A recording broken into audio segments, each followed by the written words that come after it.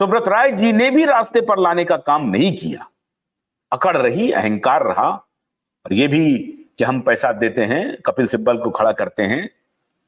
अभी भी अगर आज अभी भी संगठन चले जाए, कोर्ट में कहे कि हाँ हमसे कुछ गलती हुई, आज हमारे चेयरमैन हमारे साथ नहीं है, अब हम लोग क्रॉस रोड पर हैं, हमें आप कुछ बताइए, दिशा निर्देश दीजिए।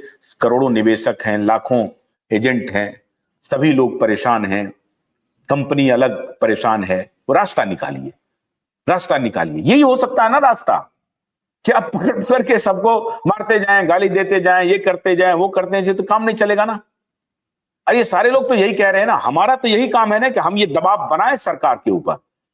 नहीं करोगे तो इलेक्शन में झारखंड में अच्छा काम किया है आप लोगों ने, मैंने कल भी आपकी तारीफ की, परसों भी तारीफ की, आगे भी तारीफ करूंगा इस काम के लिए।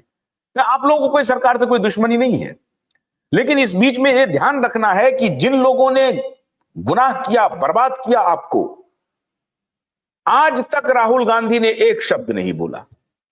बताइए, वो लीडर ऑफ अपोजिशन है, आज तक राहुल गांधी ने एक शब्द नहीं बोला। आज तक चिदंबरम ने एक शब्द नहीं बोला, वो फाइनेंस मंत्री रहा है। क्यों नहीं बोला सहारा के बारे में? क्यों नहीं बोला? क्योंकि मालूम है कि उसी ने तबाह किया है, उन्हें मालूम है कि उसने बर्बाद किया है। वो क्यों बोलेगा आपके पक्ष में?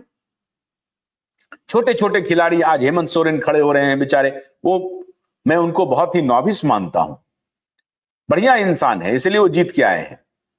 भ्रष्टाचार भी करते हैं तो 2-4 करोड़ से ज्यादा कम में नहीं कर पाते हैं बेचारा। आप देखा ना, उनके पिताजी कैश ही ले लिए थे, पकड़ा गए। अगर बहुत चालू होते तो कैश लेते क्या हाथ में, करोड़ों रुपया कैश फॉर वोट, मालूम है ना।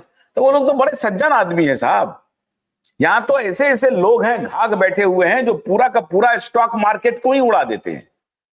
ऐसे लोग सब है। उसमें शिबू सोरेन बेचारे क्या, वो बेचारे वो हमारे जनजातीय भाई, उनको मालूम ही नहीं था, उसको तो 2-4 करोड़ रुपए ही मिल गया, लगा बाप रे बाप कितना मिल गया। 2-4 करोड़ रुपए तो ये लोग एक रात में उड़ा देते हैं।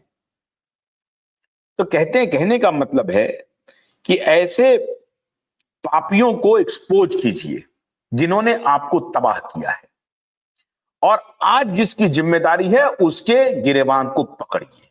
आज जिम्मेदारी सरकार की है, उसको पकड़ने की जरूरत है। 10 साल हो गया, लफाजी ना करिए आप। महीना, 2 महीना, 3 महीने में अब आप इसको लौटाइए पैसा, कैसे भी करके।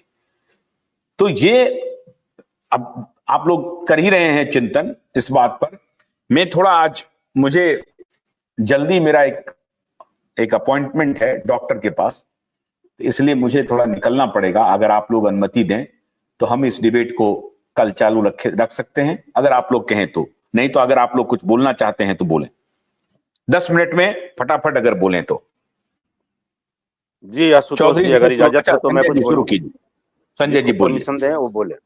संजय जी बोलिए, संजय नायक जी बोलिए। आशुतोष जी नमस्कार। लाइव में बैठे हुए सभी साथियों को नमस्कार। आवाज आ रही है मेरी सर? जी जी आ रही है, बिल्कुल आ रही है, बोलते जाइए। कनाई साहब को हृदय की गहराइयों से सहारा प्रणाम। आशुतोष जी, मैं आपको बताऊं, जो अभी इंटरव्यू आपने दिखाया पुराना, मैं इसी मुद्दे पे पहले भी कई बार वक्तव्य दे चुका हूं कि सहारा ग्रुप एक्चुअल में शुरू में राजनीति का शिकार हुआ। कमियां हर बिजनेस में होती हैं, हर व्यवसाय में होती हैं। 2003 से ये घटना चक्र चालू हुआ और सहारा इंडिया के चेयरमैन माननीय सुब्रत राय साहब ने एक पत्र लिखा कि आप विदेशी मूल की महिला हैं, आपको प्रधानमंत्री नहीं बनना चाहिए। और वो भी उन्होंने मुलायम सिंह की वजह से ये पत्र लिखा, 2003 की बात। हाँ, और वो पत्र वायरल हुआ, पूरी मीडिया में वायरल हुआ, पूरे इलेक्ट्रॉनिक मीडिया में वायरल हुआ। इसका इम्पैक्ट पूरे सहारा ग्रुप पे पड़ा। एक राजनीतिक पार्टी ने अपना प्रश्न चिन्ह बना लिया, अपना कहना चाहिए एक प्रतिद्वंद्विता बना ली कि हमें ऐसे लोगों को नष्ट नाबूद करना है जिन्होंने हमारे खिलाफ, हमारी पार्टी के खिलाफ, हमारी पार्टी के अध्यक्ष के खिलाफ इस टाइप का वक्तव्य दिया। और ये शुरुआत वहां से हुई। दुर्भाग्य से 2004 में कांग्रेस की सरकार बन गई। और वहां से जो है जितने भी कांग्रेस के खिलाफ में जिन्होंने सोनिया गांधी के खिलाफ में कुछ ना कुछ बोला था, उनको टारगेट बनाया गया। और ये सबसे पहला टारगेट हुआ सहारा इंडिया रियल एस्टेट कारपोरेशन और सहारा इंडिया हाउसिंग कारपोरेशन लिमिटेड। वहां पे इनको टारगेट किया गया, इनके ऊपर नोटिस जारी हुए। सेबी के द्वारा, जो रेगुलेटर संस्था है, सेबी के द्वारा इनको पीछे लगाया गया, सेबी को, कि आप इनकी कुंडली को देखिए। और वहां से लड़ाई चालू हुई। सहारा इंडिया ने इलाहाबाद हाई कोर्ट से जाते हुए, अच्छा, हमारे साथी अभी ज्वाइन कर रहे हैं, हमारे साथी इस डिबेट को आगे बढ़ाएंगे। हम थोड़ा अनुमति ले रहे हैं। आप कंटिन्यू रखिए डिबेट को, आप कंटिन्यू रखिए डिबेट को, आप कंटिन्यू रखिए, बोलते जाइए प्लीज। हमारे साथी बढ़ाएंगे, विजय बढ़ाएंगे इस डिबेट को। जी, आप कंटिन्यू रखिए। जी प्लीज। वहां से इसकी शुरुआत हुई। और उस समय मैं आपको बताऊं, उस समय आधार कार्ड नहीं चलता था। उस समय चलता था निर्वाचन आयोग का परिचय पत्र चलता था। और वो परिचय पत्र रियल एस्टेट और हाउसिंग इन्वेस्टमेंट कारपोरेशन के फार्मों पे वो ही लगाया गया और फोटो लगाई गई। उसमें कोई पता किसी भी निर्वाचन आयोग के, आप उठा के देख लीजिए, किसी में भी पता स्पष्ट नहीं है। जैसे मेरा निर्वाचन आयोग का था तो उसमें लिखा था बीना इटावा। अब मैं रहता हूं शास्त्री वार्ड में, और बीना इटावा कहां है? अगर वो पोस्टमैन देखने के लिए जाएगा तो उस पोस्टमैन को पता नहीं मिलेगा। ये बात बिल्कुल फैक्ट है। ये पूरे हिंदुस्तान में इसी टाइप के निर्वाचन आयोग के परिचय पत्र बने थे जो रियल एस्टेट और हाउसिंग बॉन्डों में लगाए गए थे।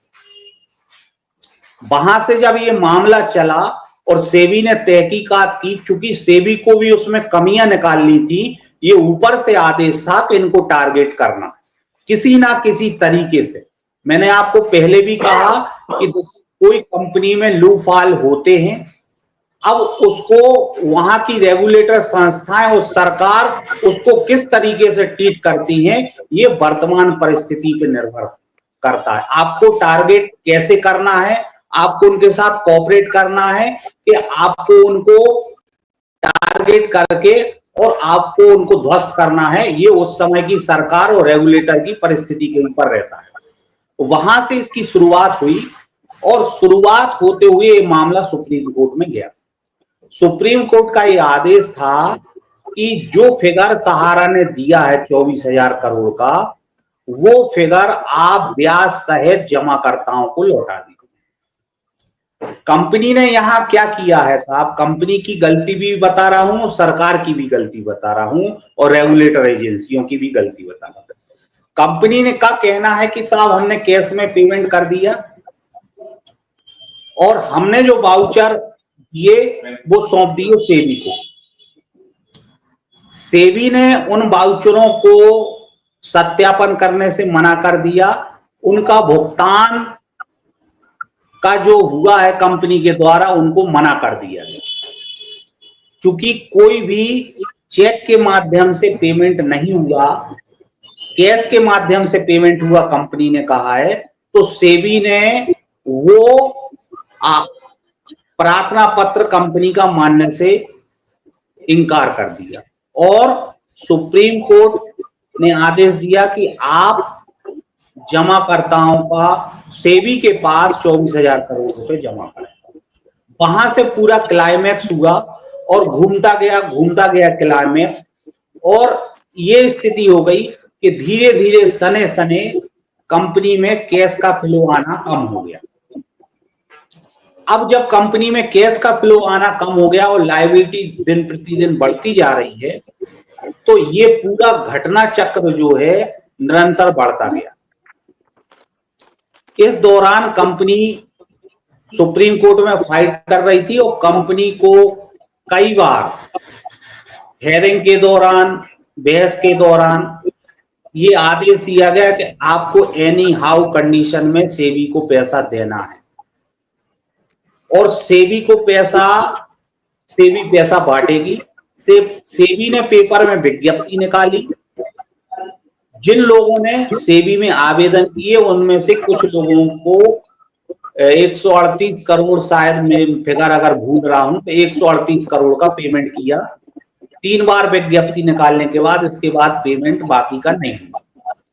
सेबी की गलती ये है कि सेबी को वो आदेश, वो डेट जो लास्ट डेट निकाली थी, क्योंकि सहारा इंडिया के जो जमा करता है वो कम पढ़े लिखे रूरल एरिया में रहते हैं, ना वो सेबी जानते हैं कैसे आवेदन करना है, ना वो इसका पूरा जानते हैं। तो सेबी ने